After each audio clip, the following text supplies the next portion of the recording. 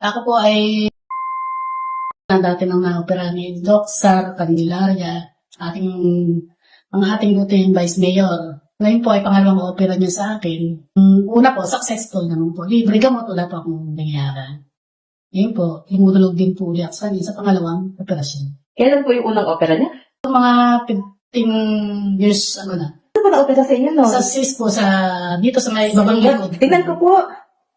Okay naman po. Wala na halos makita eh. Sa 15 years ago po, inopera niya kayo sa likod. Saan po yung ginanap? Dito po sa bahay niya mismo. Ngayon po, ang opera niyo ay? Ay, ito naman pong lunar ko. Lumalaki po. Opo, nabanggit niyo po dati may sinabi na si Dr. tungkol dyan. Opo. Na tinatagal niya po, hindi pa pumayag. Sabi nga, lalaki pa yan. Ayan nga po, lumaki. Ayan na nga, lumaki na nga.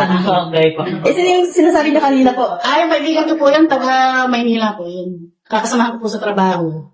Dito po siya, sa loob, sa gitnang-gitna. Kasamahan niyo po sa trabaho taga Maynila. Inopera din niya. Inopera din. May gano'ng katagal na po yun? Mga ano na po, 9 years. Ibig sabihin talagang noon pa man, kahit taga-ibang lugar, ino-opera nito. Oo, talaga pong wala pong sinisino si Doc. Lahat po, basta lumapit sa kanya. Muli po, isang patunay na napakabuti at punong-puno ng malasakit ng isang doktor ng masa, Doc Sar Candelaria.